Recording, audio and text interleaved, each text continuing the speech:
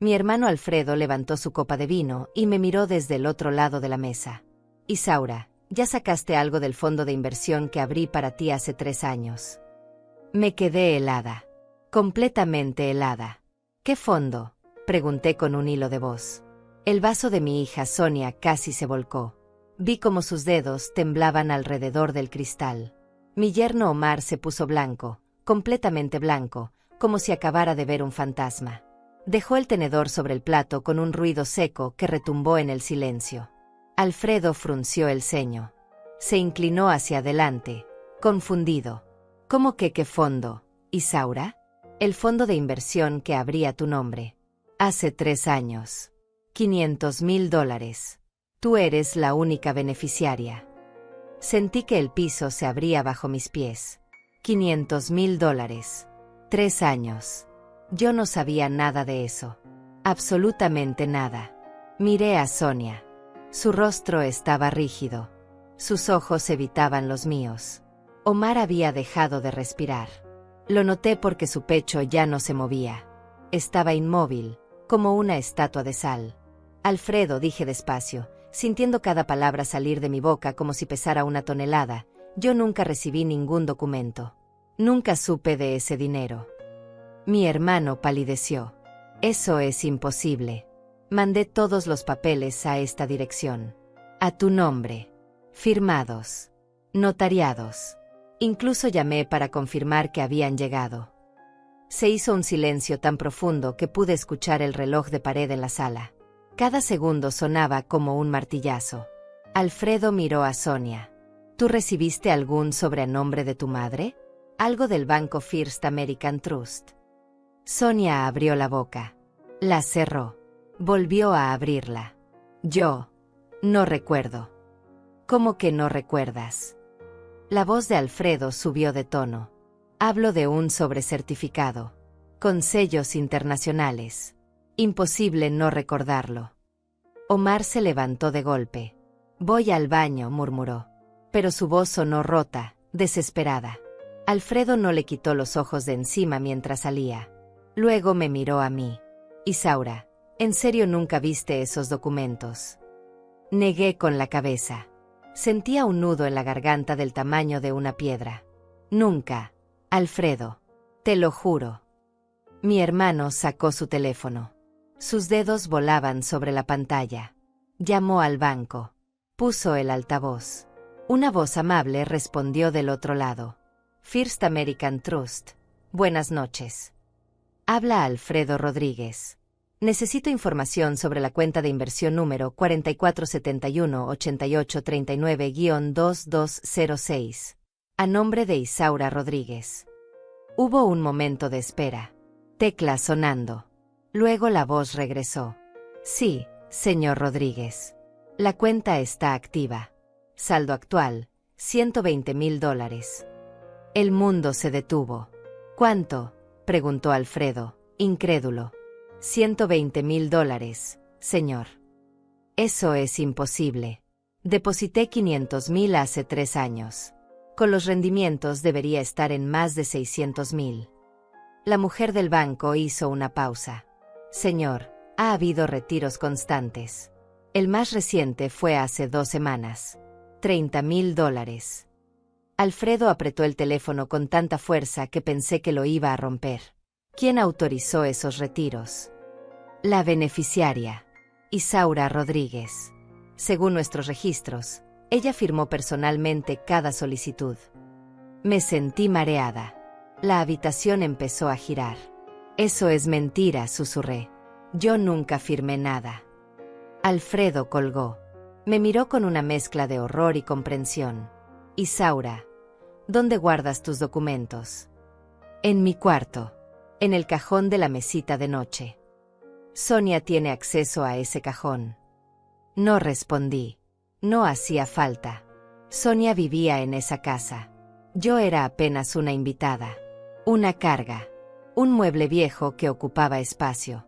Mi hermano se levantó. Subió las escaleras como un huracán. Yo lo seguí, con las piernas temblando. Sonia se quedó en el comedor, inmóvil, con la cara del color de la cera. Alfredo abrió el cajón de mi mesita. Sacó mi cartera vieja, mis recibos médicos, mis fotos antiguas. Y al fondo, doblado con cuidado, encontró un sobre blanco. Lo abrió. Adentro había copias de documentos, extractos bancarios, solicitudes de retiro. Y en cada una de ellas, mi firma. Pero no era mi firma. Era una imitación. Buena. Muy buena. Pero no era mía. Alfredo me mostró las hojas. «Esto lo firmaste tú». Tomé los papeles con manos temblorosas. Miré cada línea, cada número, cada fecha. $380,000. Robados.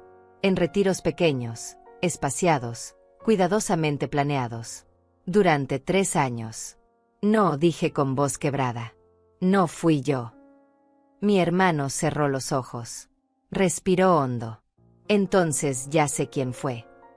Bajamos las escaleras en silencio. Sonia seguía sentada. Omar había vuelto, pero estaba de pie junto a la ventana, mirando hacia la calle como si quisiera salir corriendo. Alfredo puso los documentos sobre la mesa. Alguien falsificó la firma de Isaura. Alguien interceptó la correspondencia del banco. Alguien ha estado robando ese dinero durante 3 años. Sonia no levantó la mirada. No sé de qué hablas. ¿No?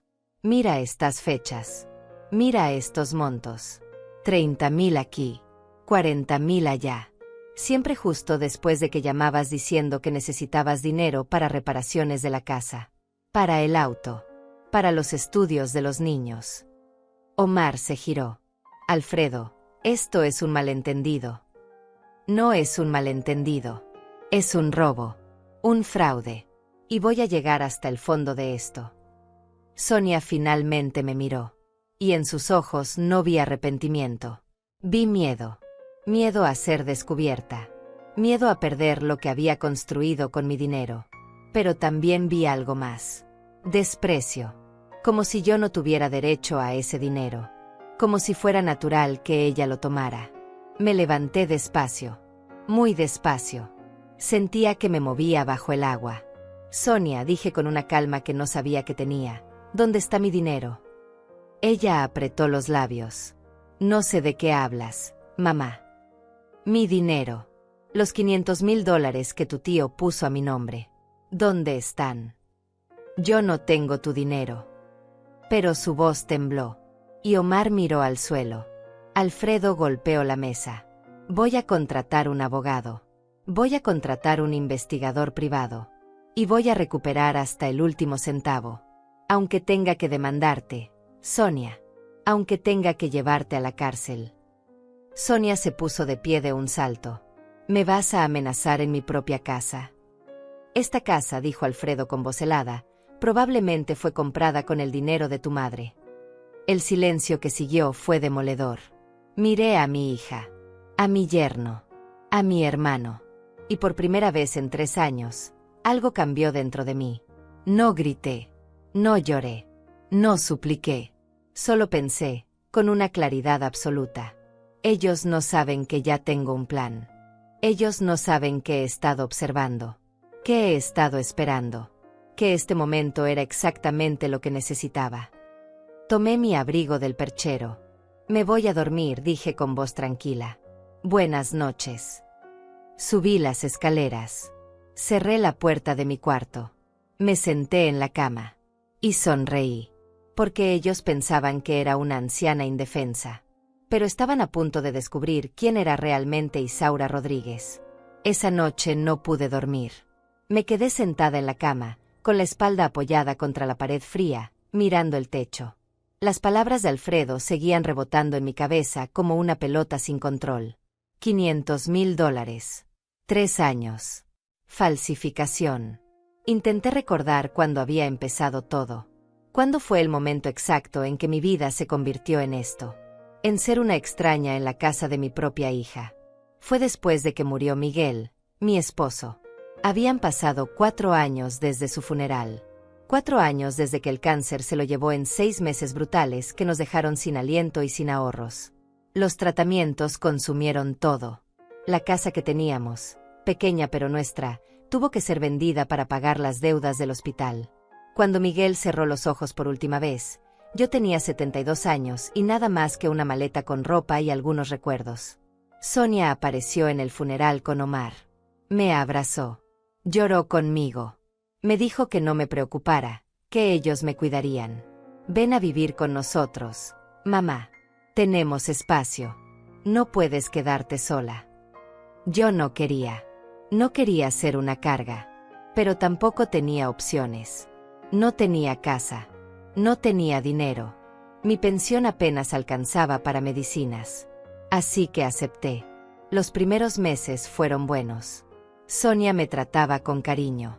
Me daba el cuarto de huéspedes, pequeño pero cómodo. Comíamos juntas. Hablábamos. Pero poco a poco, las cosas cambiaron. Primero fueron comentarios pequeños. Mamá, ¿podrías limpiar la cocina después de comer? Es que yo trabajo todo el día. Mamá, ¿puedes llevar a los niños a la escuela?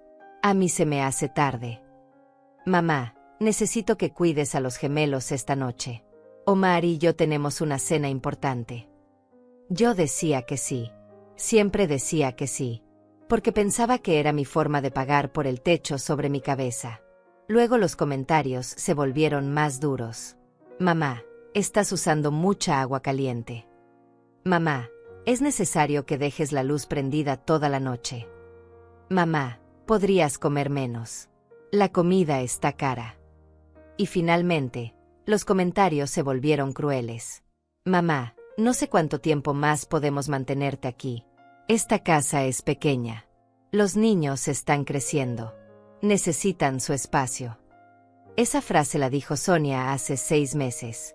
Estábamos en la cocina. Yo estaba lavando platos.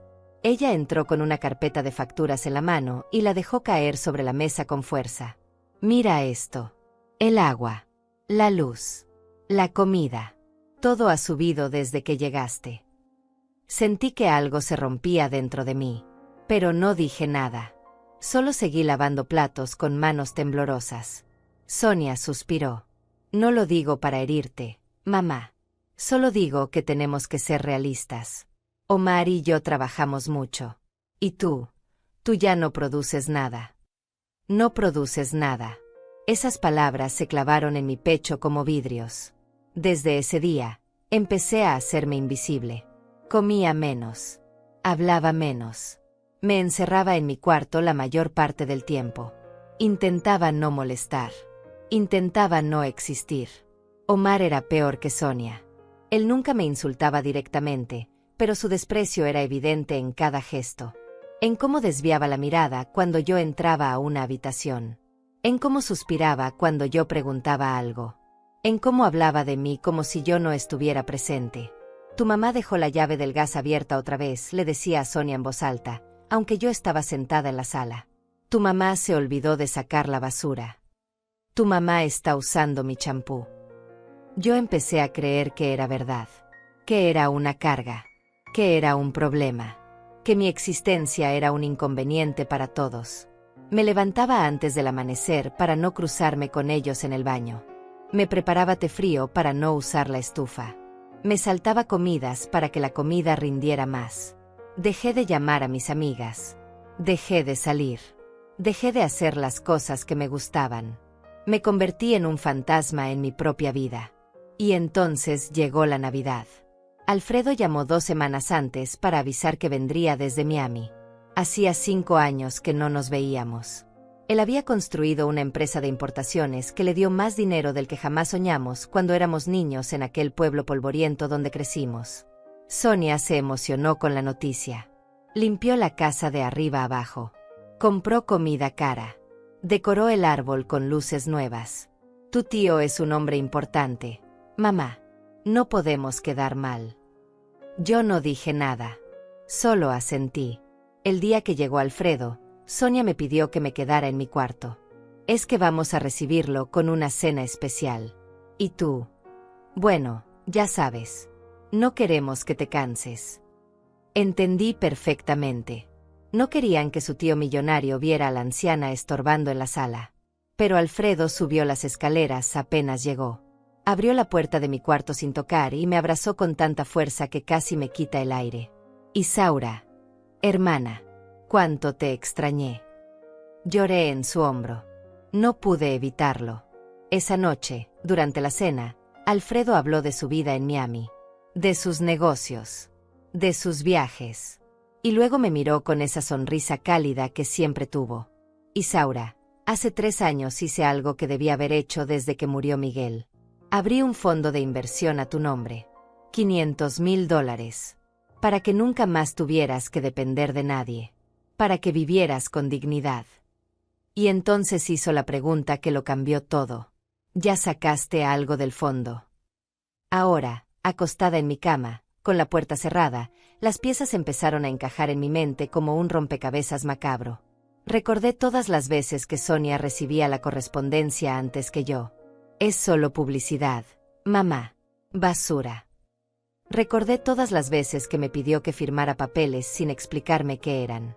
Es solo un permiso para la escuela de los niños. Firma aquí. Recordé cómo, hace 2 años, Sonia y Omar compraron un auto nuevo.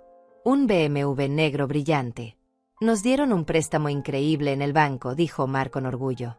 Recordé las vacaciones que tomaron a Europa el año pasado. 2 semanas en París y Roma. Ahorramos durante años para este viaje, dijo Sonia. Recordé cómo remodelaron la cocina. Cómo cambiaron todos los muebles de la sala. Cómo los gemelos empezaron a ir a una escuela privada cara. Y yo, su madre, comía sobras y usaba ropa de segunda mano. Ellos robaron mi dinero. Mi propio dinero. El dinero que mi hermano puso ahí para que yo pudiera vivir con dignidad. Para que pudiera tener mi propia casa. Para que nunca más tuviera que sentirme como un estorbo. Y ellos lo tomaron. Mientras yo me hacía pequeña.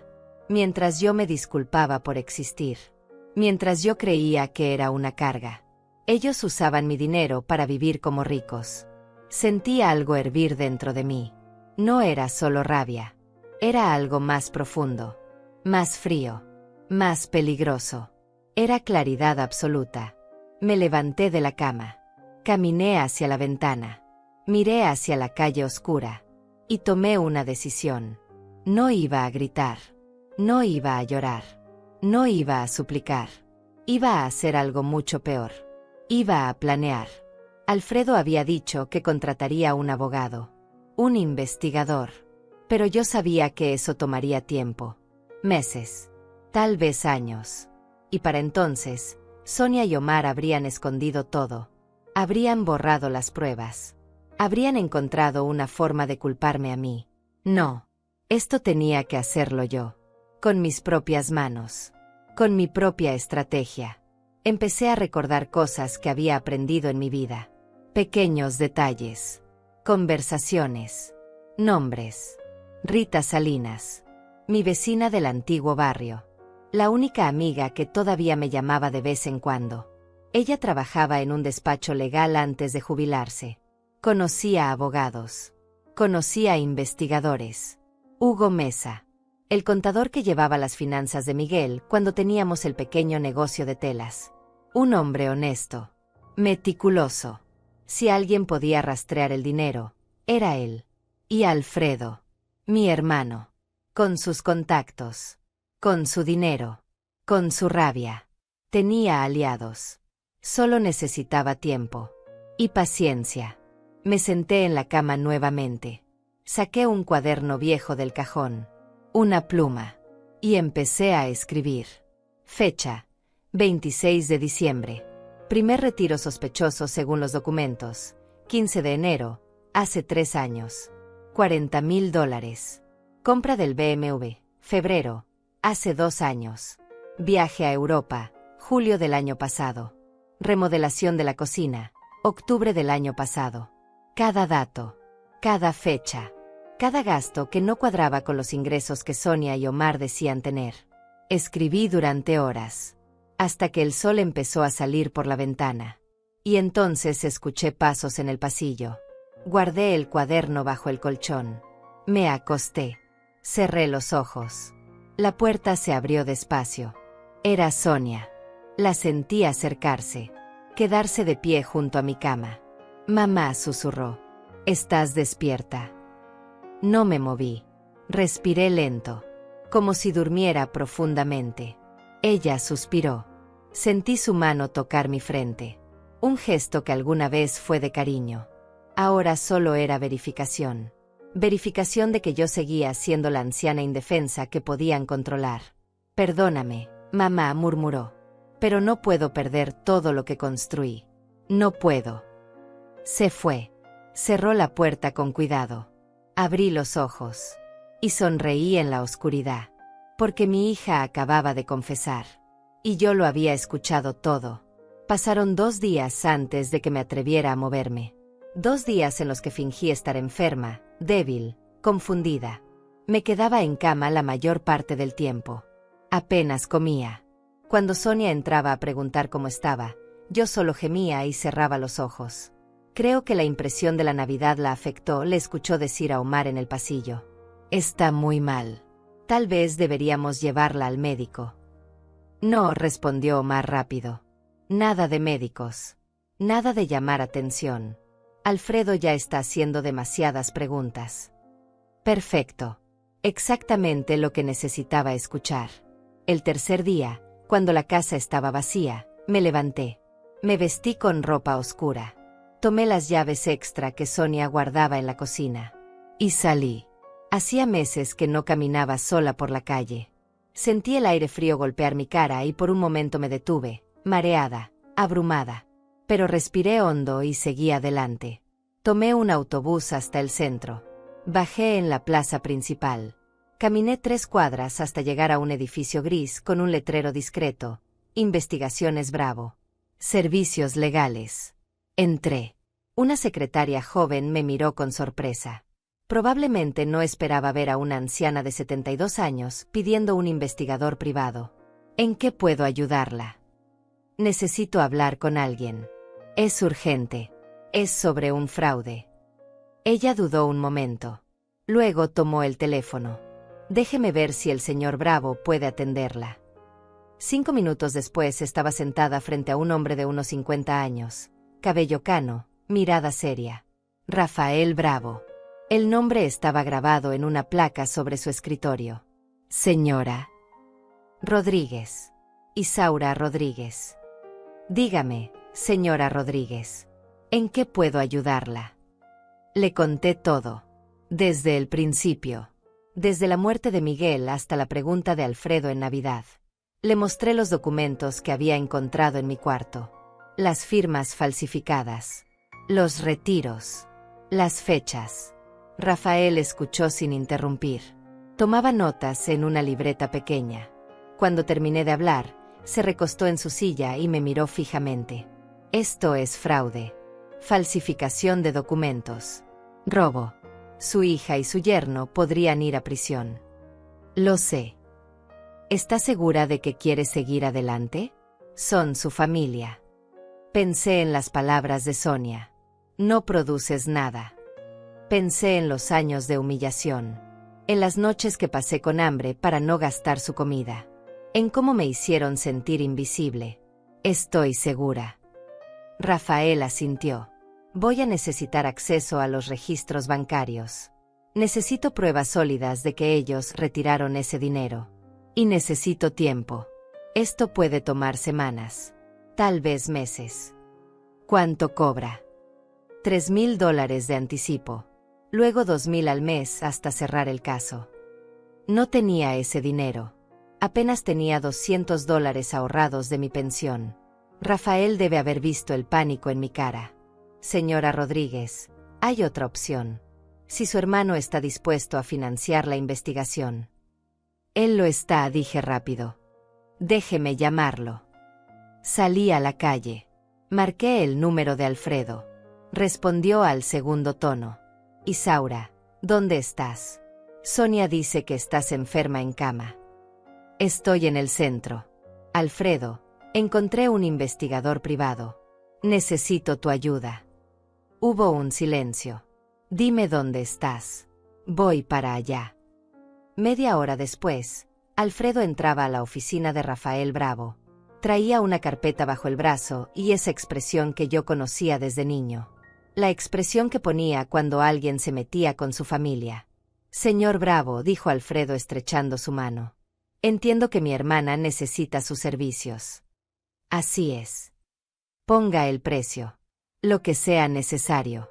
Quiero que encuentre cada centavo que robaron. Quiero pruebas irrefutables. Y las quiero rápido. Rafael sonrió levemente. Me gusta su estilo, señor Rodríguez. Empecemos. Durante la siguiente hora, los tres revisamos documentos. Alfredo entregó copias de todos los papeles del banco. Rafael tomó fotografías. Hizo llamadas. Anotó nombres. Voy a necesitar acceso a la casa, dijo finalmente. Si ellos tienen documentos escondidos, necesito encontrarlos. Eso es un problema, dije. Sonia revisa todo. Si nota que algo fue movido. No se preocupe, interrumpió Rafael. Tengo mis métodos. Ella sale de casa regularmente. Los martes y jueves va al gimnasio. De 10 a 12. Perfecto. Le instalaré una cámara pequeña en su cuarto. Así podrá grabar cualquier conversación sospechosa. Y el martes entraré a revisar la casa. Me quedé helada. ¿Una cámara? En mi cuarto. Es legal. Es su espacio privado. Nadie puede impedirle tener una cámara ahí. Y si ellos entran y dicen algo comprometedor, quedará grabado. Miré a Alfredo. Él asintió. Es buena idea, Isaura. Rafael sacó un dispositivo diminuto de su cajón. Parecía un cargador de teléfono normal. Esto se conecta a la pared. Tiene una cámara integrada. Graba audio y video. Se activa con movimiento.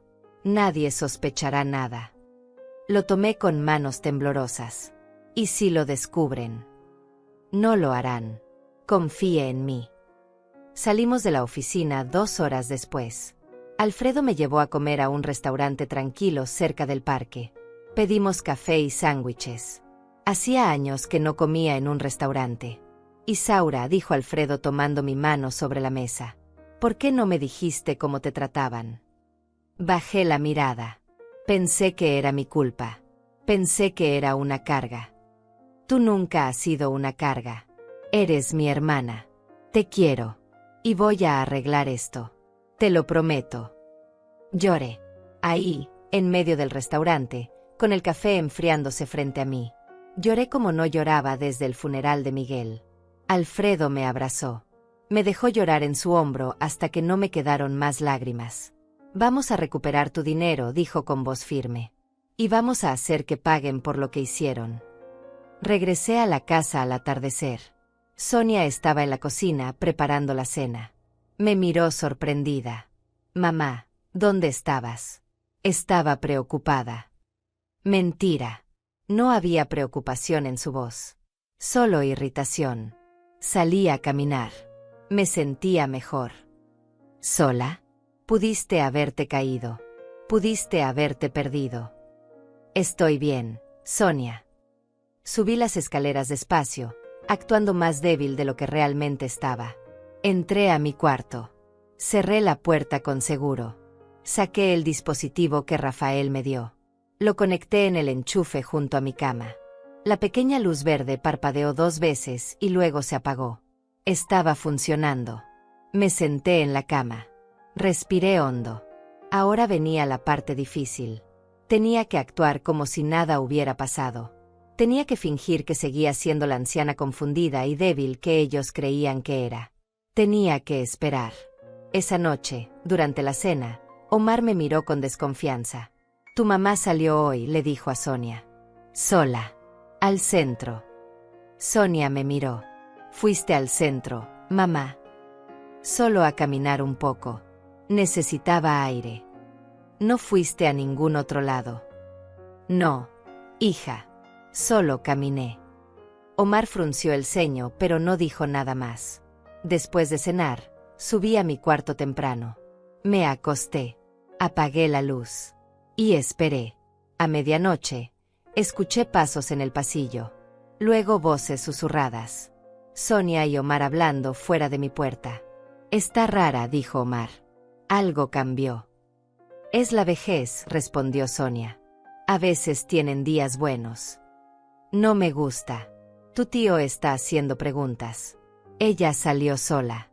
¿Y si fue a hablar con alguien? ¿Con quién va a hablar? No tiene amigos. No tiene dinero. No tiene nadie. Hubo un silencio. Necesitamos asegurarnos, dijo Omar finalmente. Revisa su cuarto mañana. Busca cualquier cosa sospechosa. Lo haré. Los pasos se alejaron. Sonreí en la oscuridad. Perfecto. Que revisaran.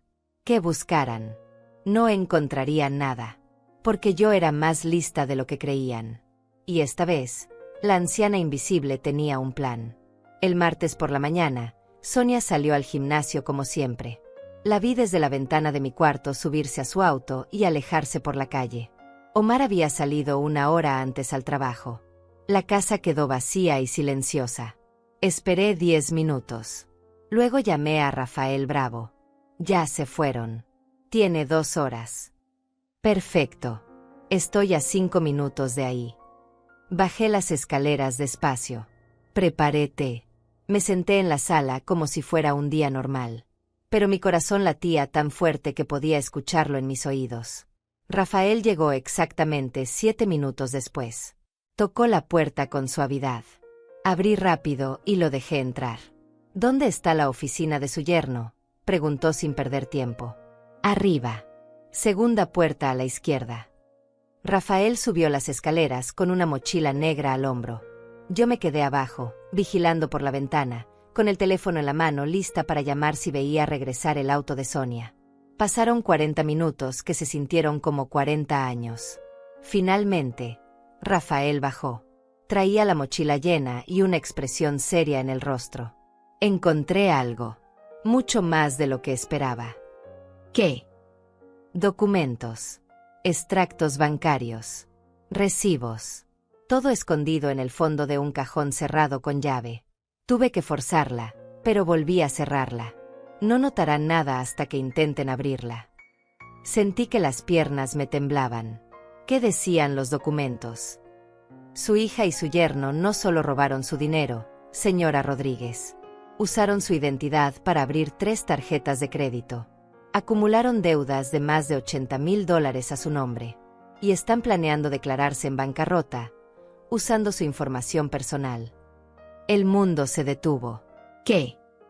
Si ellos se declaran en bancarrota usando su identidad, usted quedará arruinada. No podrá pedir créditos. No podrá rentar un departamento. Su historial crediticio quedará destruido. Me senté en el sofá antes de caer al piso. Pero, ¿cómo? ¿Cómo hicieron eso? Tienen acceso a todos sus documentos. Su acta de nacimiento. Su número de seguro social. Su identificación.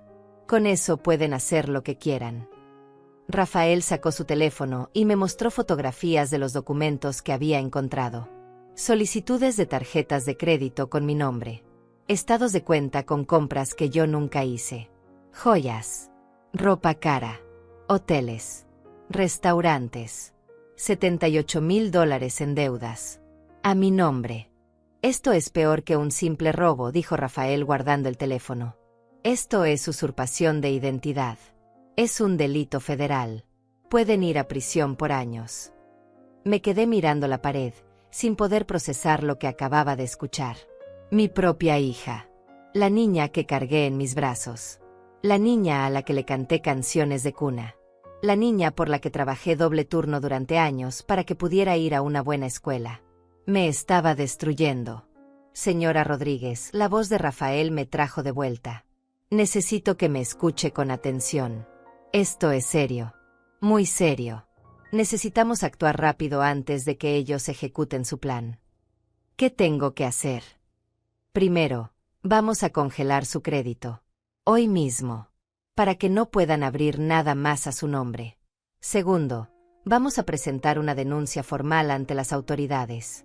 Y tercero, vamos a conseguir una orden de restricción temporal sobre sus cuentas bancarias para que no puedan mover más dinero. Asentí, todavía en shock. ¿Y cuánto tiempo tomará todo eso? Si actuamos hoy, 2 semanas. Tal vez 3. Y mientras tanto, Usted tiene que seguir actuando normal. Ellos no pueden saber que descubrimos algo. Si sospechan, van a desaparecer. Van a borrar pruebas. Van a transferir dinero a cuentas que no podamos rastrear.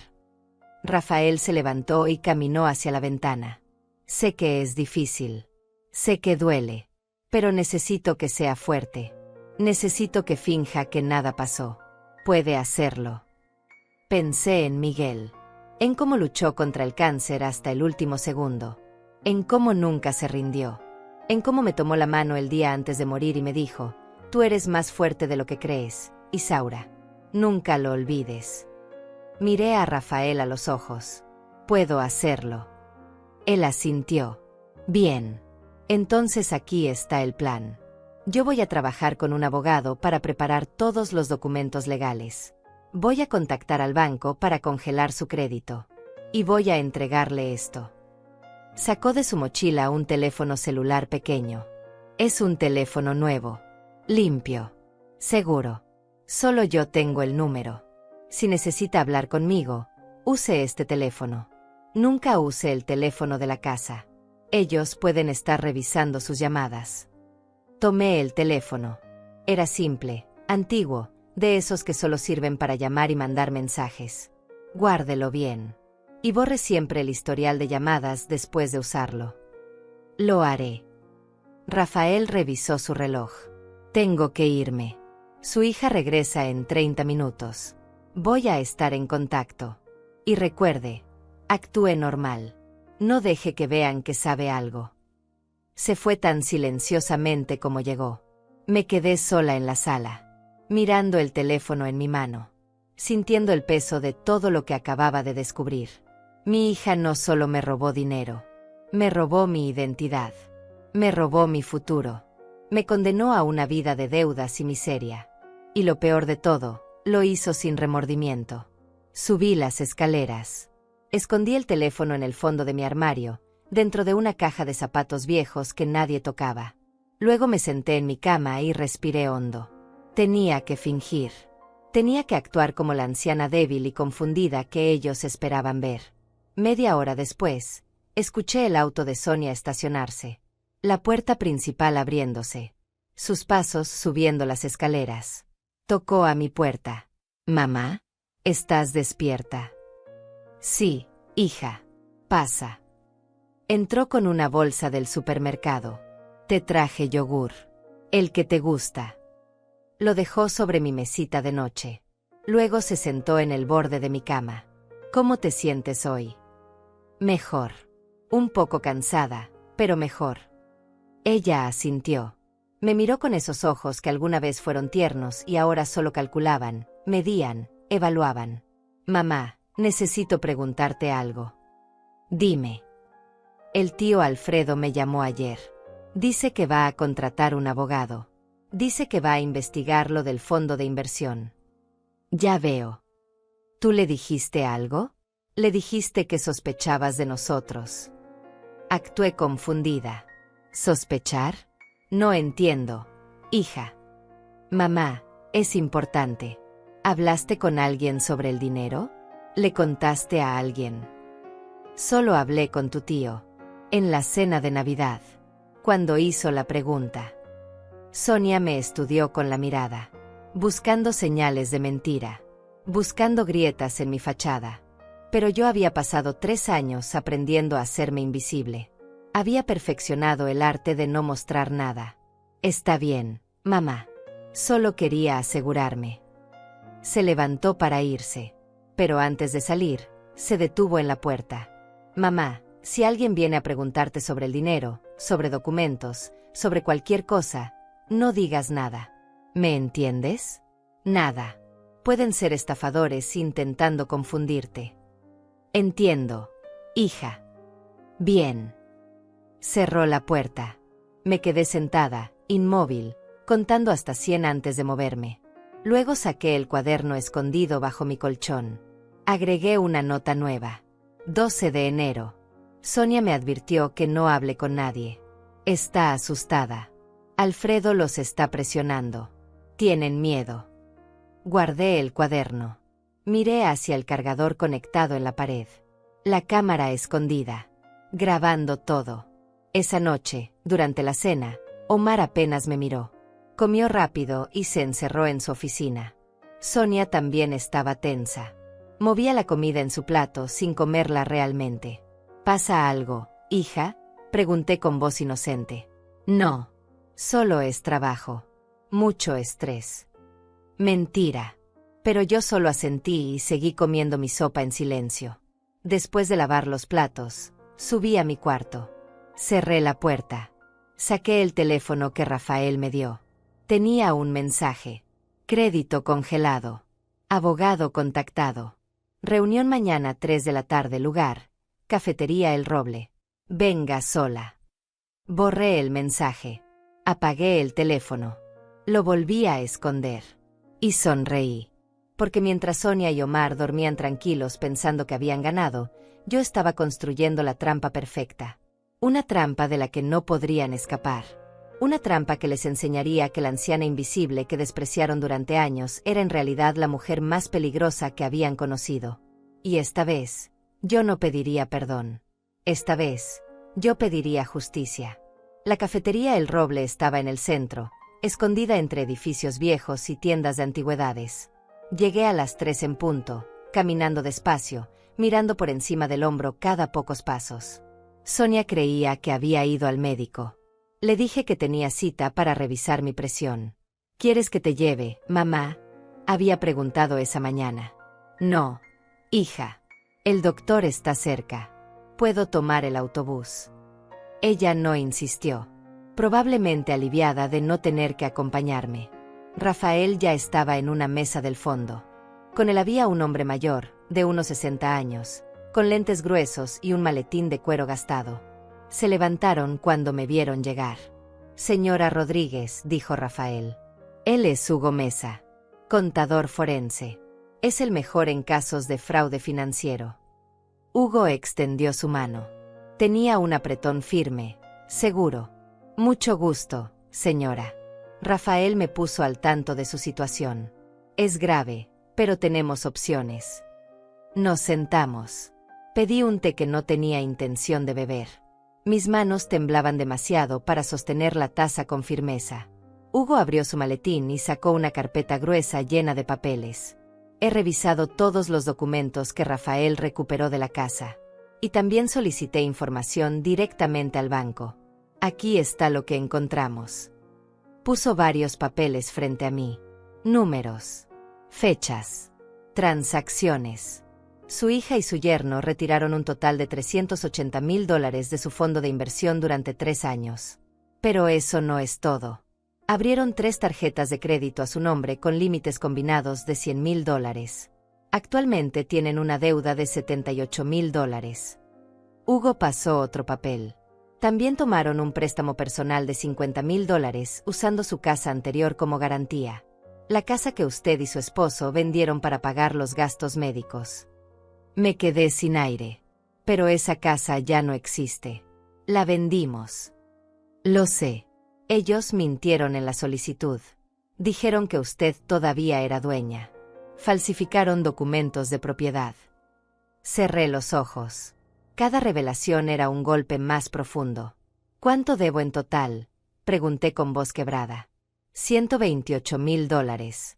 Sin contar intereses. $128,000 de deudas que yo no generé. $128,000 que destruirían mi vida si no hacíamos algo. Pero hay buenas noticias, continuó Hugo. Ya congelamos su crédito. No pueden abrir nada nuevo. Y tenemos pruebas suficientes para demostrar que usted no firmó esos documentos. Vamos a limpiar su nombre. ¿Cuánto tiempo tomará? 2 meses. Tal vez 3. Pero lo lograremos. Rafael se inclinó hacia adelante. Señora Rodríguez, ahora viene la parte importante. Necesitamos que nos ayude a preparar la trampa final. ¿Qué trampa? Vamos a organizar una cena familiar. En 2 semanas. Usted va a invitar a su hija, su yerno, su hermano Alfredo, y a cualquier otro familiar cercano que tenga. Va a decirles que quiere hacer las paces. Que quiere discutir el tema del dinero de forma civilizada. ¿Para qué? para exponerlos públicamente, frente a toda la familia, con pruebas irrefutables. Hugo asintió. Durante esa cena, vamos a presentar todos los documentos. Vamos a mostrar los extractos bancarios, las falsificaciones, las deudas. Y vamos a darles dos opciones: devolver todo el dinero voluntariamente y enfrentar consecuencias civiles, o negarse y enfrentar cargos criminales. Sentí un escalofrío recorrer mi espalda. ¿Y si se niegan? Entonces llamamos a la policía, dijo Rafael con voz fría. Tengo un oficial en espera. Un amigo que me debe un favor. Estará afuera de la casa durante la cena. Si ellos se niegan a cooperar, entra y los arresta inmediatamente. Miré a ambos hombres. Vi la determinación en sus ojos, la rabia controlada, el deseo de justicia. Ustedes harían todo esto, por mí. Hugo sonrió con tristeza. Señora Rodríguez, hace 30 años, cuando mi esposa estaba enferma de cáncer, yo no tenía dinero para pagar los tratamientos. Su esposo Miguel me prestó $20,000 sin pedirme intereses. Me dijo que se los pagara cuando pudiera. Salvó la vida de mi esposa. Sentí lágrimas quemando mis ojos. Nunca olvidé esa bondad, continuó Hugo. Y cuando Rafael me contó lo que le estaban haciendo a la viuda de Miguel, supe que tenía que ayudar. No solo por él, sino porque es lo correcto. Rafael también habló. Mi madre pasó por algo similar. Mi hermano la robó. La dejó en la calle. Para cuando nos dimos cuenta, era demasiado tarde. Ella murió sola en un asilo del gobierno. Nunca pude hacer nada por ella. Pero puedo hacer algo por usted. Me limpié las lágrimas con manos temblorosas. Gracias. Gracias a ambos. Pasamos la siguiente hora planeando cada detalle. La fecha de la cena, 28 de enero, un sábado. El lugar, la casa de Sonia, porque si intentábamos hacerlo en otro lugar, ella sospecharía. Los invitados, Alfredo, mi prima Lourdes, la vecina Rita, que siempre fue como una hermana para mí. Necesitamos testigos, explicó Rafael. Gente que vea lo que sucede. Gente en quien usted confíe. ¿Y si Sonia se niega a hacer la cena? No se negará. Usted le va a decir que Alfredo insiste, que él quiere resolver todo en familia, sin abogados, sin problemas. Ella querrá esa oportunidad. Creerá que puede manipular la situación. Hugo sacó más papeles. También necesito que firme estos documentos. Son autorizaciones para que podamos actuar en su nombre, para presentar demandas, para hablar con el banco, para recuperar su dinero. Firmé cada papel con mano firme, más firme de lo que había estado en años. Cuando terminamos, ya era de noche. Salí de la cafetería sintiéndome extrañamente ligera, como si un peso que había cargado durante años finalmente empezara a levantarse. Regresé a la casa en autobús. Sonia estaba en la cocina preparando la cena. ¿Cómo estuvo el médico, mamá? Bien. Dice que mi presión está mejor. ¡Qué bueno! Cenamos en silencio. Omar llegó tarde, como siempre, oliendo a whisky y cigarro. Me miró con desconfianza cuando pasé junto al camino a las escaleras. Esa noche, acostada en mi cama, saqué mi cuaderno. Escribí cada detalle de la reunión, cada nombre, cada plan. Y luego escribí algo más. En 2 semanas, todo termina. En 2 semanas, recupero mi vida. En 2 semanas, Sonia y Omar van a entender que subestimaron a la mujer equivocada. Los días siguientes fueron los más difíciles. Tuve que seguir actuando como si nada pasara. Seguir siendo la anciana invisible. Seguir aceptando migajas. Pero ahora, cada insulto era combustible. Cada gesto de desprecio era motivación. Cada vez que me trataban como basura, yo sonreía por dentro, sabiendo lo que venía. El jueves de esa semana, llamé a Alfredo. Hermano, necesito pedirte un favor. Lo que sea, Isaura. Quiero organizar una cena familiar. Aquí en casa de Sonia. El 28 de enero. ¿Puedes venir? Hubo una pausa.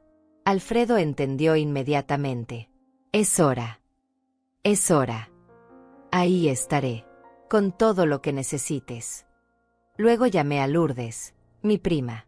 Hacía meses que no hablábamos. ¿Isaura? ¿Eres tú? Sí, Lourdes. Te extraño. ¿Podrías venir a una cena el 28? Quiero que estemos juntas. Por supuesto. ¿Estás bien? Suenas diferente. Estoy mejor que nunca. Y finalmente llamé a Rita, mi vecina del antiguo barrio. Rita, necesito que vengas a una cena. Es importante. ¿Qué pasa, Isaura? ¿Estás en problemas? Ya no. Pero necesito que estés ahí. Cuenta conmigo. Esa noche, durante la cena, le dije a Sonia casualmente: hija, quiero hacer una cena familiar el 28. Invitar a tu tío Alfredo, a tu prima Lourdes, a Rita, para celebrar que estamos todos juntos. Sonia me miró sorprendida. ¿Una cena? ¿Aquí? Sí. Alfredo insiste. Dice que quiere resolver el tema del dinero en familia. Sin abogados. Sin problemas.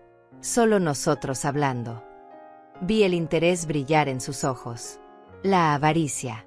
La esperanza de poder manipular la situación a su favor. Alfredo dijo eso. Sí. Dice que no quiere escándalos. Solo quiere entender qué pasó y seguir adelante. Omar y Sonia intercambiaron miradas. Miradas que decían: podemos convencerlo. Podemos hacer que esto desaparezca. Está bien, mamá, dijo Sonia finalmente. Hagamos la cena. Sonreí con dulzura. Gracias, hija. Sabía que podía contar contigo. Subí a mi cuarto. Cerré la puerta. Y dejé escapar una risa silenciosa. La trampa estaba lista. El escenario estaba montado. En 2 semanas, la máscara caería. Y Sonia y Omar descubrirían que la anciana a la que robaron, humillaron y destruyeron durante años, era en realidad su peor pesadilla. Porque yo no iba a gritar. No iba a llorar. Iba a hacer algo mucho más devastador. Iba a decir la verdad. Los días previos al 28 de enero pasaron como en cámara lenta. Cada hora se sentía como un día entero. Cada minuto pesaba como una piedra en mi pecho. Pero yo seguía adelante, paso a paso, respiración a respiración. Sonia empezó a preparar la casa con nerviosismo evidente. Limpió cada rincón. Compró flores frescas. Cambió las sábanas de las camas. Cocinó platos caros que nunca preparaba para mí. Quiero que todo se vea perfecto, me dijo el día anterior. Tu hermano es un hombre importante. No podemos quedar mal. Yo solo asentía. Sonreía. Actuaba como la anciana agradecida que ella esperaba ver. Omar también estaba tenso. Lo veía ensayar conversaciones frente al espejo de su oficina. Practicando explicaciones. Preparando mentiras. Creía que podría convencer a Alfredo de que todo había sido un malentendido. La mañana del 28, me desperté antes del amanecer. Me quedé acostada mirando el techo, sintiendo el peso de lo que estaba por venir. No era miedo lo que sentía. Era algo más profundo. Más frío. Era certeza absoluta. Me levanté. Me duché. Me vestí con el único vestido decente que tenía, uno gris que había comprado hacía años para el funeral de Miguel. Me peiné el cabello con cuidado. Me miré al espejo. La mujer que me devolvió la mirada no era la misma que había llegado a esta casa 3 años atrás. Esa mujer estaba rota, perdida, desesperada. Esta mujer tenía los ojos fríos, la mandíbula apretada, la espalda recta. Esta mujer estaba lista para la guerra. Rafael me había enviado un mensaje la noche anterior. Todo listo. El oficial estará afuera a las 7 de la tarde. Hugo llegará con los documentos a las 7:15. Alfredo sabe exactamente qué hacer. Confíe en el plan. Borré el mensaje. Guardé el teléfono. A las 5 de la tarde empezaron a llegar los invitados. Lourdes fue la primera. Me abrazó tan fuerte que casi me quita el aire.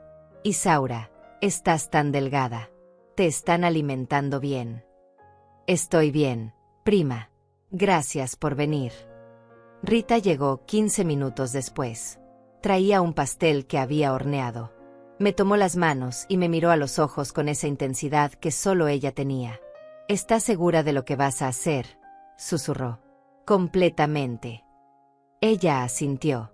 Entonces cuenta conmigo para lo que necesites. Alfredo llegó exactamente a las 7. Traía una botella de vino cara y esa sonrisa diplomática que usaba en sus negocios. Pero cuando me miró, vi la rabia contenida en sus ojos. La promesa silenciosa de justicia. Nos sentamos todos en el comedor. Sonia había preparado una mesa hermosa. Mantel blanco. Velas. Vajilla fina que nunca usábamos. Todo era perfecto en apariencia.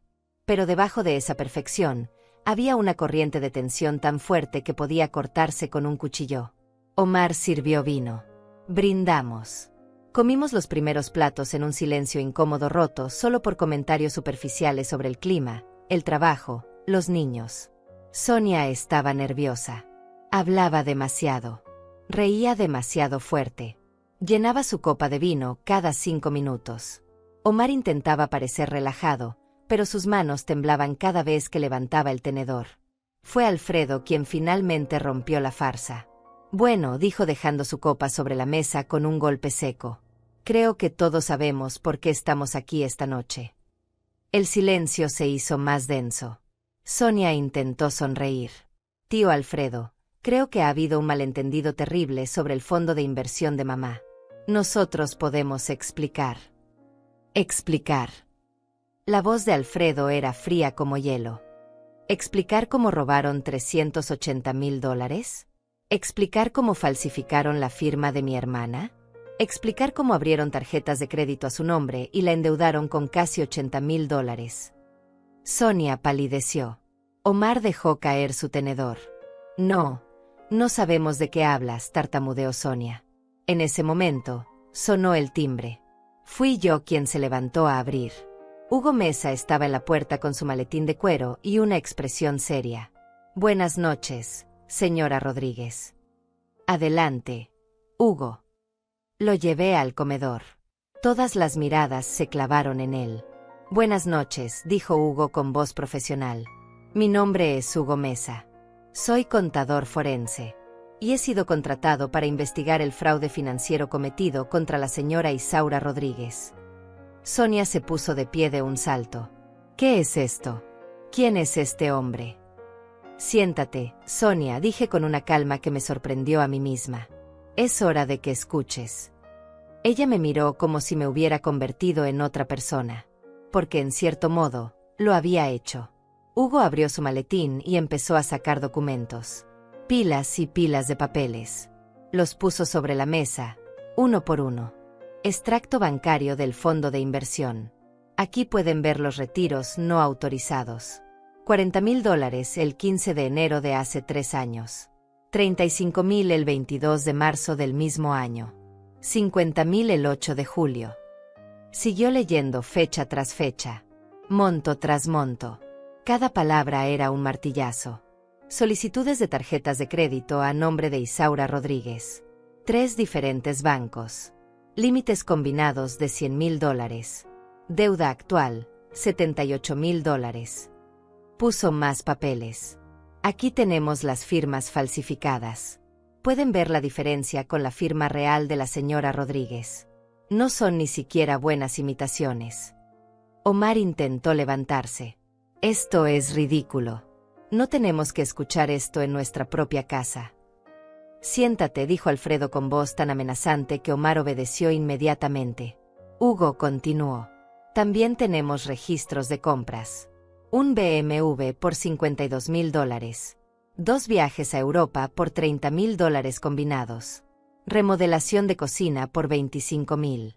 Inscripción en escuela privada por $15,000 al año. Miró directamente a Sonia. Todo pagado con el dinero de su madre. Mientras ella comía sobras y usaba ropa de segunda mano. Lourdes dejó escapar un grito ahogado.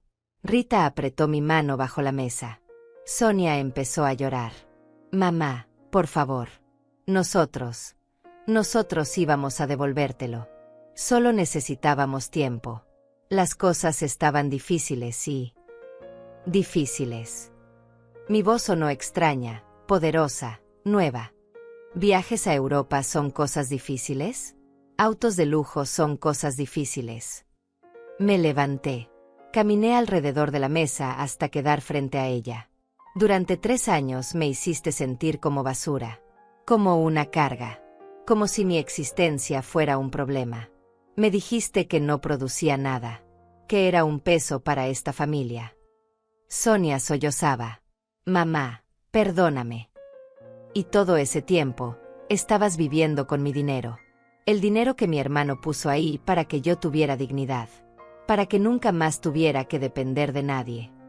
Omar intentó hablar. Isaura, nosotros podemos pagar todo. Podemos hacer un plan de pagos. Podemos. Un plan de pagos. Alfredo soltó una risa amarga. ¿Con qué dinero van a pagar? Con el dinero que ya robaron. Hugo sacó otro documento. Aquí está la lista completa de bienes comprados con dinero robado. El auto, los muebles, las joyas. Todo puede ser embargado y vendido para recuperar parte del dinero. Sonia se aferró a mi brazo. Mamá, por favor.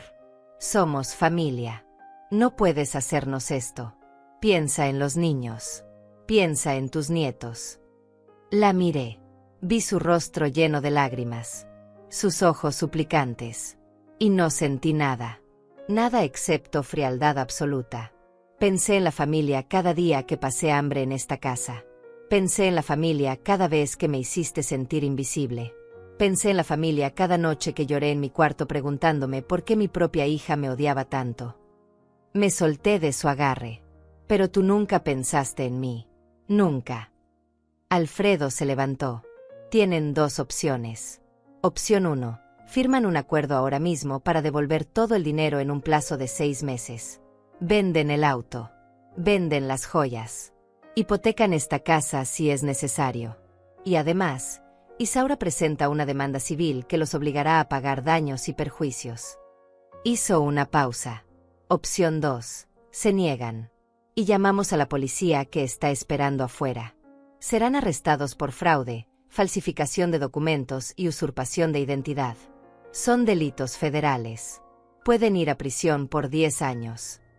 El silencio que siguió fue demoledor. Sonia miraba a Omar. Omar miraba al suelo. La policía está afuera, susurró Sonia. Sí, respondí. Y está esperando mi señal. Lourdes y Rita observaban en silencio, testigos de la caída de 2 personas que creyeron ser más listas que una anciana. Omar fue el primero en hablar. Firmaremos el acuerdo. Sonia lo miró con horror. ¿Qué? No. Esta es nuestra casa. No podemos. Sonia. Omar gritó. Podemos ir a prisión. ¿Entiendes eso? A prisión. Ella se derrumbó en su silla, sollozando sin control. Hugo sacó el acuerdo preparado. Lo puso frente a ellos junto con una pluma. Firmen aquí. Y aquí. Y aquí. Omar firmó primero. Su mano temblaba tanto que apenas podía escribir. Sonia tardó más. Miraba el papel como si fuera su sentencia de muerte. Porque en cierto modo, lo era. Finalmente, firmó. Hugo recogió los documentos. Este acuerdo es legalmente vinculante. Si no cumplen con los pagos, serán procesados automáticamente. No habrá segunda oportunidad.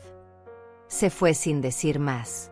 Me quedé de pie, mirando a mi hija, a mi yerno, rotos, humillados, destruidos. Y sentí algo que no había sentido en 3 años. Paz. La sala quedó sumida en un silencio tan pesado que podía sentirse en la piel. Nadie se movió durante lo que parecieron horas, pero fueron apenas segundos. El sonido de los sollozos de Sonia llenaba el espacio como una música distorsionada y cruel. Omar tenía la cabeza entre las manos, escondiendo su rostro de la vergüenza que lo consumía. Alfredo fue el primero en romper ese momento suspendido en el tiempo. Se levantó de su silla con movimientos lentos y deliberados. Caminó hacia mí y puso su mano sobre mi hombro. No necesitó decir nada. Su presencia era suficiente. Era el apoyo que me había faltado durante tanto tiempo. Era la familia real que nunca me había abandonado, incluso cuando estaba a miles de kilómetros de distancia. Lourdes también se levantó. Vino hacia mí con los ojos llenos de lágrimas, pero con una expresión de orgullo que nunca olvidaré. Me abrazó fuerte, sin palabras, porque las palabras no alcanzaban para expresar lo que estaba sucediendo. Rita permaneció sentada, pero sus ojos me seguían con una mezcla de admiración y tristeza. Ella sabía mejor que nadie lo que me había costado llegar hasta aquí. Miré a Sonia, mi hija, la niña que había crecido en mis brazos, la niña a quien le había enseñado a caminar, a leer, a ser fuerte. Y ahora estaba ahí, rota por sus propias decisiones, destruida por su propia avaricia. Parte de mí quería sentir lástima. Parte de mí quería acercarme y abrazarla como lo hacía cuando era pequeña y tenía pesadillas. Pero otra parte de mí, la parte que había sido humillada y degradada durante 3 años interminables, se mantenía firme como una roca. Los documentos firmados estaban sobre la mesa. Prueba tangible de la traición. Prueba irrefutable de lo que habían hecho. Cada firma era una confesión. Cada inicial era una admisión de culpa. No habría forma de escapar ahora. No habría manera de borrar lo que acababan de reconocer frente a testigos. Omar finalmente levantó la cabeza. Su rostro estaba pálido, demacrado, como si hubiera envejecido 10 años en una sola noche. Me miró con una mezcla de odio y miedo. Odio porque había sido derrotado. Miedo porque sabía que su vida tal como la conocía había terminado. El BMW tendría que ser vendido. Las joyas tendrían que ir a casas de empeño. La casa tendría que ser hipotecada. Todo lo que habían construido con mi dinero robado se desmoronaría como un castillo de naipes. Sonia seguía llorando, pero sus lágrimas ya no me conmovían. Había llorado demasiadas noches sola en mi cuarto mientras ella dormía tranquila en su cama cara comprada con mi futuro robado. Había derramado todas mis lágrimas sintiendo que era una carga inútil mientras ella planeaba su próximo viaje a Europa con mi dinero. Ya no quedaba compasión en mí para esas lágrimas falsas. Alfredo recogió los documentos de la mesa con cuidado, como si fueran objetos sagrados. Los guardó en su portafolio con movimientos precisos. Esos papeles eran más que simples contratos. Eran mi libertad. Eran mi dignidad recuperada. Era la prueba de que no estaba loca, de que no era una anciana confundida, de que había sido víctima de un crimen calculado y cruel. La cena que Sonia había preparado con tanto esmero permanecía intacta sobre la mesa. Los platos caros, las velas elegantes, el mantel fino. Todo era una fachada. Una mentira más en una vida construida sobre mentiras. Comida comprada con dinero robado. Decoraciones pagadas con mi sufrimiento. Me pregunté cuántas veces había comido en esa misma mesa sintiendo que no merecía estar ahí, mientras ellos disfrutaban de lujos financiados por mi miseria. Rita se levantó finalmente y caminó hacia la cocina. Escuché agua corriendo. Sonido de platos. Estaba limpiando, haciendo algo productivo en medio del caos emocional que llenaba la casa. Era su forma de apoyarme. Su forma de decirme que estaba ahí para lo que fuera necesario. Lourdes la siguió después de un momento. Las dos mujeres trabajando en silencio, dándome espacio para procesar lo que acababa de suceder. Omar se levantó de la mesa con movimientos torpes. Caminó hacia la ventana y se quedó ahí mirando hacia la calle oscura. Probablemente viendo el auto patrulla que esperaba afuera. El recordatorio constante de lo cerca que habían estado de la prisión. El recordatorio de que todavía podían terminar ahí si no cumplían con el acuerdo que acababan de firmar. Sonia dejó de llorar eventualmente. Se quedó sentada con la mirada perdida, los ojos rojos e hinchados, el maquillaje corrido. Era una imagen patética. Una imagen muy diferente de la mujer segura y arrogante que me había tratado como basura durante años. El poder había cambiado de manos y ella lo sabía. Ya no era la dueña absoluta de esta casa. Ya no era quien dictaba las reglas. Ahora era una deudora. Una criminal perdonada por misericordia. Alfredo se acercó a mí nuevamente. Me habló en voz baja, pero lo suficientemente alta para que todos escucharan. Me dijo que había rentado un departamento para mí.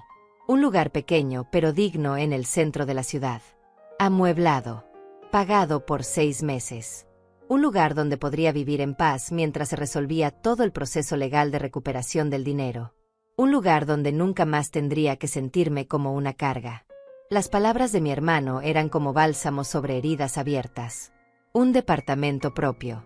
Un espacio donde podría cerrar la puerta y saber que nadie me haría sentir mal por existir. Un lugar donde podría cocinar sin medir cada gramo de comida. Donde podría bañarme sin preocuparme por el agua caliente. Donde podría simplemente ser. Miré alrededor de esa sala donde había pasado 3 años de mi vida. 3 años que se sentían como 30. Cada rincón tenía un recuerdo doloroso. La esquina donde Sonia me había gritado por dejar una luz encendida. El sofá donde me sentaba en silencio, tratando de ser invisible.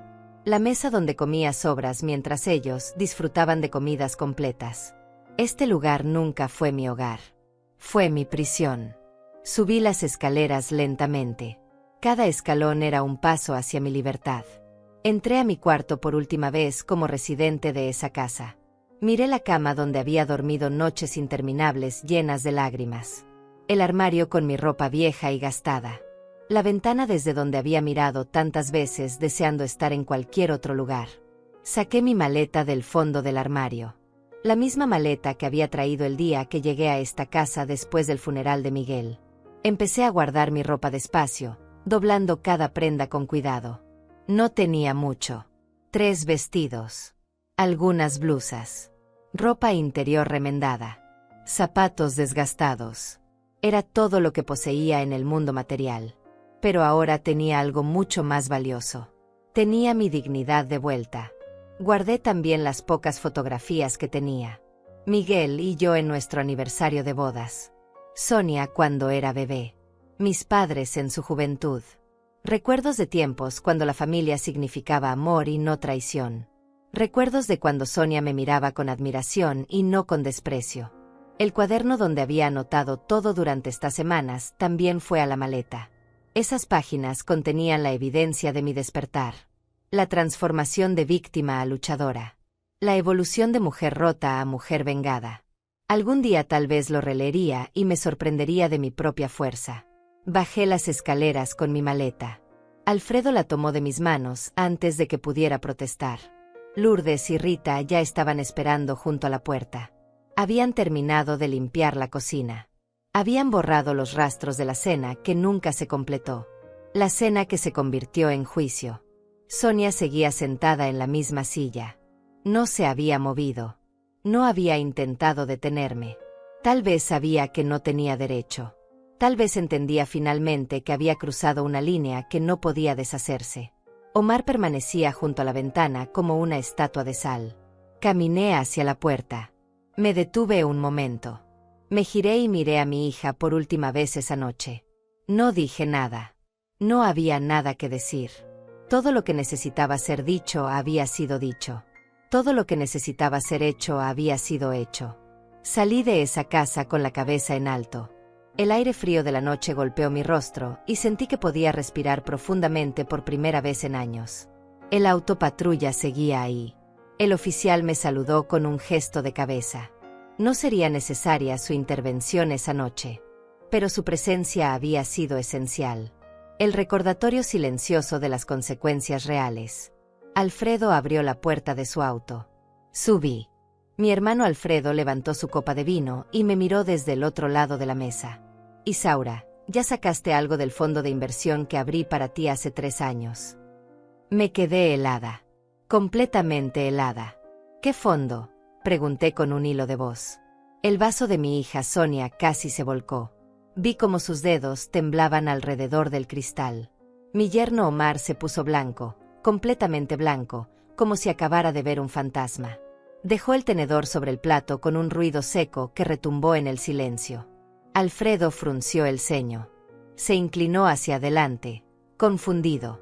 ¿Cómo que qué fondo, Isaura? El fondo de inversión que abrí a tu nombre. Hace 3 años. $500,000. Tú eres la única beneficiaria. Sentí que el piso se abría bajo mis pies. $500,000. 3 años. Yo no sabía nada de eso. Absolutamente nada. Miré a Sonia. Su rostro estaba rígido. Sus ojos evitaban los míos. Omar había dejado de respirar.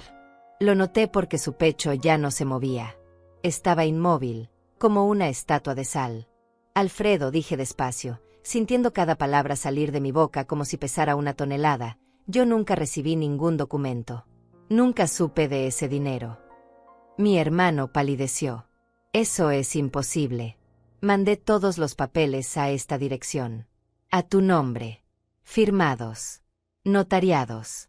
Incluso llamé para confirmar que habían llegado. Se hizo un silencio tan profundo que pude escuchar el reloj de pared en la sala. Cada segundo sonaba como un martillazo. Alfredo miró a Sonia. ¿Tú recibiste algún sobrenombre de tu madre? ¿Algo del banco First American Trust? Sonia abrió la boca. La cerró. Volvió a abrirla. Yo. No recuerdo. ¿Cómo que no recuerdas? La voz de Alfredo subió de tono. Hablo de un sobrecertificado. Con sellos internacionales. Imposible no recordarlo. Omar se levantó de golpe. Voy al baño, murmuró. Pero su voz sonó rota, desesperada. Alfredo no le quitó los ojos de encima mientras salía. Luego me miró a mí. Isaura, ¿en serio nunca viste esos documentos? Negué con la cabeza. Sentía un nudo en la garganta del tamaño de una piedra. Nunca, Alfredo. Te lo juro. Mi hermano sacó su teléfono. Sus dedos volaban sobre la pantalla. Llamó al banco. Puso el altavoz. Una voz amable respondió del otro lado. First American Trust. Buenas noches. Habla Alfredo Rodríguez. Necesito información sobre la cuenta de inversión número 4471-8839-2206. A nombre de Isaura Rodríguez. Hubo un momento de espera. Tecla sonando. Luego la voz regresó. Sí, señor Rodríguez. La cuenta está activa. Saldo actual, $120,000. El mundo se detuvo.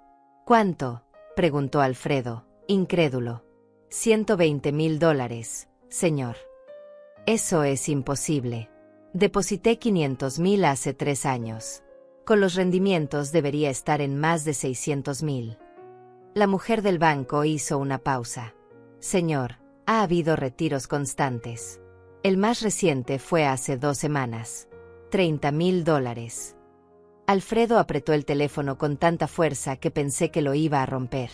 ¿Quién autorizó esos retiros? La beneficiaria. Isaura Rodríguez. Según nuestros registros, ella firmó personalmente cada solicitud. Me sentí mareada. La habitación empezó a girar. Eso es mentira, susurré. Yo nunca firmé nada. Alfredo colgó. Me miró con una mezcla de horror y comprensión. Isaura, ¿dónde guardas tus documentos? En mi cuarto. En el cajón de la mesita de noche. Sonia tiene acceso a ese cajón. No respondí. No hacía falta. Sonia vivía en esa casa. Yo era apenas una invitada. Una carga. Un mueble viejo que ocupaba espacio. Mi hermano se levantó. Subió las escaleras como un huracán. Yo lo seguí, con las piernas temblando. Sonia se quedó en el comedor, inmóvil, con la cara del color de la cera. Alfredo abrió el cajón de mi mesita.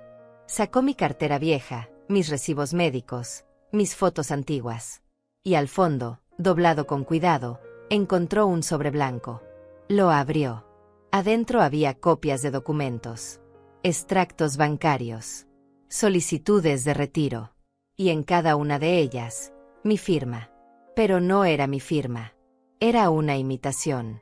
Buena. Muy buena. Pero no era mía. Alfredo me mostró las hojas. Esto lo firmaste tú. Tomé los papeles con manos temblorosas. Miré cada línea, cada número, cada fecha. $380,000. Robados. En retiros pequeños, espaciados, cuidadosamente planeados. Durante 3 años. No, dije con voz quebrada. No fui yo. Mi hermano cerró los ojos. Respiró hondo. Entonces ya sé quién fue.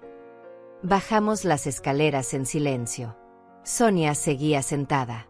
Omar había vuelto, pero estaba de pie junto a la ventana, mirando hacia la calle como si quisiera salir corriendo.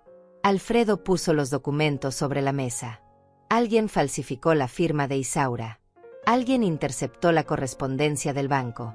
Alguien ha estado robando ese dinero durante 3 años. Sonia no levantó la mirada. No sé de qué hablas. ¿No? Mira estas fechas. Mira estos montos. 30.000 aquí. 40.000 allá. Siempre justo después de que llamabas diciendo que necesitabas dinero para reparaciones de la casa. Para el auto. Para los estudios de los niños. Omar se giró. Alfredo, esto es un malentendido. No es un malentendido. Es un robo. Un fraude. Y voy a llegar hasta el fondo de esto. Sonia finalmente me miró. Y en sus ojos no vi arrepentimiento. Vi miedo. Miedo a ser descubierta. Miedo a perder lo que había construido con mi dinero. Pero también vi algo más. Desprecio. Como si yo no tuviera derecho a ese dinero. Como si fuera natural que ella lo tomara. Me levanté despacio. Muy despacio. Sentía que me movía bajo el agua. Sonia, dije con una calma que no sabía que tenía. ¿Dónde está mi dinero? Ella apretó los labios. No sé de qué hablas, mamá. Mi dinero. Los $500.000 que tu tío puso a mi nombre. ¿Dónde están? Yo no tengo tu dinero. Pero su voz tembló. Y Omar miró al suelo. Alfredo golpeó la mesa. Voy a contratar un abogado. Voy a contratar un investigador privado. Y voy a recuperar hasta el último centavo. Aunque tenga que demandarte, Sonia. Aunque tenga que llevarte a la cárcel. Sonia se puso de pie de un salto. ¿Me vas a amenazar en mi propia casa? Esta casa, dijo Alfredo con voz helada, probablemente fue comprada con el dinero de tu madre. El silencio que siguió fue demoledor. Miré a mi hija, a mi yerno, a mi hermano. Y por primera vez en 3 años, algo cambió dentro de mí. No grité, no lloré, no supliqué. Solo pensé, con una claridad absoluta. Ellos no saben que ya tengo un plan. Mi hermano Alfredo levantó su copa de vino y me miró desde el otro lado de la mesa. Isaura, ya sacaste algo del fondo de inversión que abrí para ti hace 3 años. Me quedé helada. Completamente helada. ¿Qué fondo? Pregunté con un hilo de voz. El vaso de mi hija Sonia casi se volcó. Vi como sus dedos temblaban alrededor del cristal. Mi yerno Omar se puso blanco, completamente blanco, como si acabara de ver un fantasma. Dejó el tenedor sobre el plato con un ruido seco que retumbó en el silencio. Alfredo frunció el ceño. Se inclinó hacia adelante, confundido. ¿Cómo que qué fondo, Isaura? El fondo de inversión que abrí a tu nombre. Hace 3 años. $500.000. Tú eres la única beneficiaria. Sentí que el piso se abría bajo mis pies. $500.000. 3 años. Yo no sabía nada de eso. Absolutamente nada. Miré a Sonia. Su rostro estaba rígido. Sus ojos evitaban los míos. Omar había dejado de respirar. Lo noté porque su pecho ya no se movía. Estaba inmóvil, como una estatua de sal.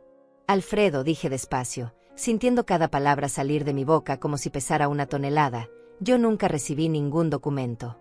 Nunca supe de ese dinero. Mi hermano palideció. Eso es imposible. Mandé todos los papeles a esta dirección. A tu nombre. Firmados. Notariados. Incluso llamé para confirmar que habían llegado. Se hizo un silencio tan profundo que pude escuchar el reloj de pared en la sala. Cada segundo sonaba como un martillazo. Alfredo miró a Sonia. ¿Tú recibiste algún sobre a nombre de tu madre? Algo del banco First American Trust. Sonia abrió la boca. La cerró. Volvió a abrirla. Yo. No recuerdo. ¿Cómo que no recuerdas?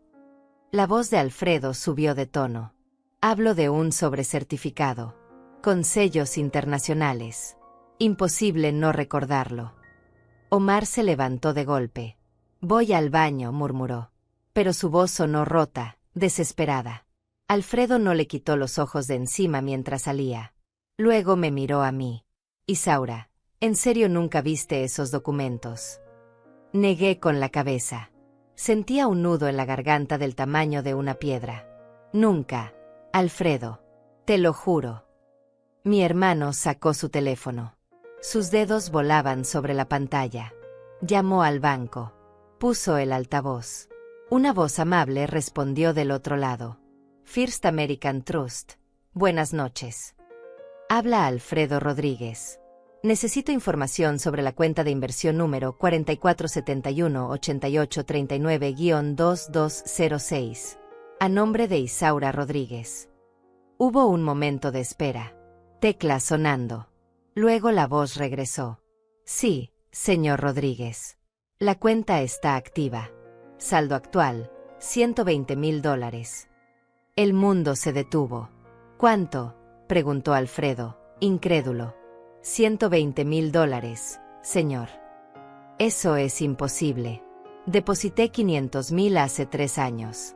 Con los rendimientos debería estar en más de 600,000. La mujer del banco hizo una pausa.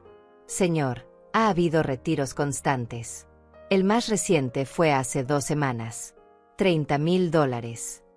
Alfredo apretó el teléfono con tanta fuerza que pensé que lo iba a romper. ¿Quién autorizó esos retiros? La beneficiaria, Isaura Rodríguez. Según nuestros registros, ella firmó personalmente cada solicitud. Me sentí mareada. La habitación empezó a girar. Eso es mentira, susurré. Yo nunca firmé nada. Alfredo colgó. Me miró con una mezcla de horror y comprensión. Isaura, ¿dónde guardas tus documentos? En mi cuarto. En el cajón de la mesita de noche. Sonia tiene acceso a ese cajón. No respondí. No hacía falta. Sonia vivía en esa casa. Yo era apenas una invitada. Una carga. Un mueble viejo que ocupaba espacio. Mi hermano se levantó. Subió las escaleras como un huracán. Yo lo seguí, con las piernas temblando. Sonia se quedó en el comedor, inmóvil, con la cara del color de la cera. Alfredo abrió el cajón de mi mesita. Sacó mi cartera vieja, mis recibos médicos, mis fotos antiguas. Y al fondo, doblado con cuidado, encontró un sobre blanco. Lo abrió. Adentro había copias de documentos, extractos bancarios, solicitudes de retiro. Y en cada una de ellas, mi firma. Pero no era mi firma. Era una imitación. Buena. Muy buena. Pero no era mía. Alfredo me mostró las hojas. Esto lo firmaste tú. Tomé los papeles con manos temblorosas. Miré cada línea, cada número, cada fecha. $380,000. Robados. En retiros pequeños, espaciados, cuidadosamente planeados. Durante 3 años. No, dije con voz quebrada. No fui yo. Mi hermano cerró los ojos. Respiró hondo. Entonces ya sé quién fue. Bajamos las escaleras en silencio. Sonia seguía sentada. Omar había vuelto, pero estaba de pie junto a la ventana, mirando hacia la calle como si quisiera salir corriendo. Alfredo puso los documentos sobre la mesa. Alguien falsificó la firma de Isaura. Alguien interceptó la correspondencia del banco. Alguien ha estado robando ese dinero durante 3 años. Sonia no levantó la mirada. No sé de qué hablas. ¿No? Mira estas fechas. Mira estos montos. 30,000 aquí. 40,000 allá. Siempre justo después de que llamabas diciendo que necesitabas dinero para reparaciones de la casa. Para el auto. Para los estudios de los niños. Omar se giró. Alfredo, esto es un malentendido. No es un malentendido. Es un robo. Un fraude. Y voy a llegar hasta el fondo de esto. Sonia finalmente me miró. Y en sus ojos no vi arrepentimiento. Vi miedo. Miedo a ser descubierta. Miedo a perder lo que había construido con mi dinero. Pero también vi algo más. Desprecio. Como si yo no tuviera derecho a ese dinero. Como si fuera natural que ella lo tomara. Me levanté despacio. Muy despacio. Sentía que me movía bajo el agua. Sonia, dije con una calma que no sabía que tenía. ¿Dónde está mi dinero? Ella apretó los labios. No sé de qué hablas, mamá. Mi dinero. Los $500,000 que tu tío puso a mi nombre. ¿Dónde están? Yo no tengo tu dinero. Pero su voz tembló. Y Omar miró al suelo. Alfredo golpeó la mesa. Voy a contratar un abogado. Voy a contratar un investigador privado. Y voy a recuperar hasta el último centavo. Aunque tenga que demandarte, Sonia. Aunque tenga que llevarte a la cárcel. Sonia se puso de pie de un salto. ¿Me vas a amenazar en mi propia casa? Esta casa, dijo Alfredo con voz helada, probablemente fue comprada con el dinero de tu madre. El silencio que siguió fue demoledor. Miré a mi hija, a mi yerno, a mi hermano. Y por primera vez en 3 años, algo cambió dentro de mí. No grité, no lloré, no supliqué. Solo pensé, con una claridad absoluta. Ellos no saben que ya tengo un plan. Que algunas heridas eran demasiado profundas para sanar con simples disculpas. Lourdes me había ayudado a inscribirme en clases de pintura en un centro comunitario cerca del parque. Siempre me había gustado el arte, pero nunca tuve tiempo ni recursos para explorarlo. Ahora mis mañanas se llenaban de colores y lienzos. Mis manos arrugadas aprendían a crear belleza donde antes solo había supervivencia. Cada pincelada era un acto de reclamación. Cada cuadro terminado era evidencia de que todavía había vida en mí. Que a los 72 años todavía podía descubrir nuevas pasiones. El dinero recuperado más la cantidad que Alfredo había depositado me daba una seguridad financiera que nunca había conocido. $500,000 bien invertidos generaban intereses suficientes para vivir cómodamente sin tocar el capital principal. Hugo me había ayudado a diversificar las inversiones. Parte en bonos seguros. Parte en fondos de bajo riesgo. Nada sofisticado pero sólido. Estable. Protegido con todas las medidas legales posibles para que nadie pudiera tocarlo jamás. Había empezado a hacer trabajo voluntario en un refugio para mujeres víctimas de violencia doméstica. Mi historia resonaba con muchas de ellas. Mujeres que habían sido controladas, manipuladas, hechas sentir invisibles e inútiles. Yo les contaba mi experiencia no para alargar, sino para mostrarles que la liberación era posible. Que nunca era demasiado tarde para recuperar la dignidad. Que la edad no era excusa para aceptar el abuso. Veía esperanza nacer en sus ojos, y eso me daba propósito. Alfredo cumplió su promesa de visitarme cada 3 meses. Sus visitas eran breves pero intensas. Comíamos en buenos restaurantes. Caminábamos por el parque. Hablábamos de nuestra infancia en aquel pueblo polvoriento que ahora parecía existir en otra vida. Me actualizaba sobre sus negocios. Sobre Miami. Sobre el mundo más allá de mi pequeña ciudad. Pero lo más importante era que me escuchaba. Me trataba como igual. Como la hermana mayor que siempre fui y no como la anciana débil que otros habían intentado hacerme creer que era. Los nietos nunca intentaron contactarme. Sonia probablemente les había contado su versión de la historia. Una versión donde ella era la víctima y yo la villana cruel que destruyó a su familia. Parte de mí dolía por esa pérdida. Por no poder ver crecer a esos niños. Pero otra parte entendía que era el precio necesario de mi libertad. No podía tener relación con ellos sin tener que lidiar con Sonia. Y ese precio era demasiado alto para mi paz mental. Había empezado a escribir. Nada pretencioso. Solo memorias de mi vida. De Miguel. De los años buenos. De la enfermedad. De la traición. De la recuperación. Escribía a mano en cuadernos baratos comprados en la papelería de la esquina. No sabía si alguien más leería esas páginas algún día. No importaba. Las escribía para mí. Para procesar. Para recordar que mi historia tenía valor incluso si nadie más la conocía. Una tarde de junio recibí una carta certificada. El remitente era una firma de abogados que no reconocí. Dentro había documentos legales explicando que Omar había intentado declararse en bancarrota para escapar de otras deudas que tenía. Pero gracias a nuestro caso previo y las evidencias de fraude, el juez había negado su solicitud. Tendría que pagar cada centavo que debía. La justicia seguía funcionando incluso cuando yo ya no participaba activamente en el proceso. El departamento que Alfredo había rentado inicialmente por 6 meses ahora era oficialmente mío. Lo había comprado con parte del dinero recuperado. Pequeño pero propio. Con escrituras a mi nombre. Con seguridad absoluta de que nadie podría quitármelo. Había agregado toques personales. Fotografías de Miguel en las paredes. Plantas en las ventanas. Libros en repisas nuevas. Se había convertido en el hogar que nunca tuve en casa de Sonia. Rita me contó que había visto a Sonia en el supermercado. Que se veía envejecida. Cansada. Que usaba ropa barata y cargaba bolsas de tela en lugar de las carteras de diseñador que antes exhibía con orgullo. Que Omar había perdido su trabajo en la empresa donde trabajaba después de que corriera el rumor de sus problemas legales.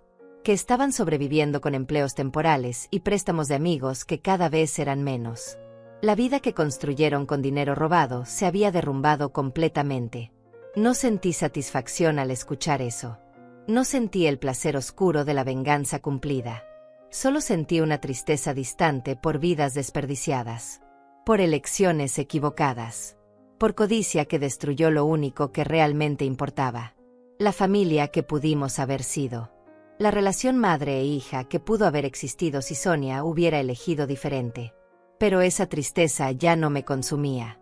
Ya no me definía. Cumplí 73 años en septiembre. Rita y Lourdes organizaron una pequeña fiesta en mi departamento. Alfredo voló desde Miami. Hugo y Rafael también vinieron. Éramos apenas 6 personas en esa sala pequeña, pero la calidez era infinita. El pastel era modesto. Las velas eran de supermercado. Los regalos eran simples. Pero el amor era real. El respeto era genuino. La celebración era verdadera. Cuando soplé las velas no pedí un deseo. Ya tenía todo lo que necesitaba. Tenía techo propio. Comida en mi mesa. Amigos leales. Hermano devoto. Seguridad financiera. Paz mental. Propósito de vida. A los 73 años había aprendido que la riqueza verdadera no estaba en cuentas bancarias ni en casas grandes. Estaba en poder dormir tranquila sin miedo. En poder mirarte al espejo con orgullo. En saber que habías luchado por ti misma cuando todos esperaban que te rindieras. Las noches de insomnio ya no existían. Dormía profundamente sabiendo que había hecho lo correcto. Que había defendido mi dignidad sin disculpas. Que había enseñado una lección dura pero necesaria sobre las consecuencias de la traición. Algunos dirían que fui cruel. Que una madre debería perdonar siempre. Pero yo sabía la verdad. Perdonar no significa olvidar. No significa permitir más abuso. No significa sacrificar tu propia alma por mantener apariencias de familia funcional. Miguel me visitaba en sueños a veces. No eran pesadillas, sino encuentros tranquilos donde conversábamos como antes. En esos sueños él me decía que estaba orgulloso. Que había hecho bien en pelear. Que había honrado su memoria al no dejar que me destruyeran. Despertaba de esos sueños con lágrimas en las mejillas, pero sonrisa en los labios. La muerte no había roto nuestro vínculo. Solo lo había transformado. Una tarde de octubre estaba caminando por el parque cuando vi a una mujer mayor sentada en una banca llorando. Me acerqué despacio. Le pregunté si estaba bien.